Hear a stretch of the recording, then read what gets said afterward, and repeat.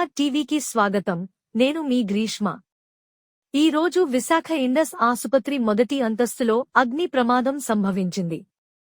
తక్షణం స్పందించిన అగ్నిమాపక సిబ్బంది ఆసుపత్రిలో రోగుల వద్దకు వెళ్లి వారిని నిచ్చెనలతో కిందకు దించి వాహనాల్లోకి ఎక్కించి వేరే ఆసుపత్రికి తరలించారు. ఈ ప్రమాదంలో ఎవరికీ ఎటువంటి గాయాలు అయినట్లు సమాచారం లేదు. మొత్తం 12 ఫైర్ ఇంజన్లు మంటలను అదుపు చేసినట్లు పోలీస్ కమిషనర్ రవిశంకర్ తెలిపారు.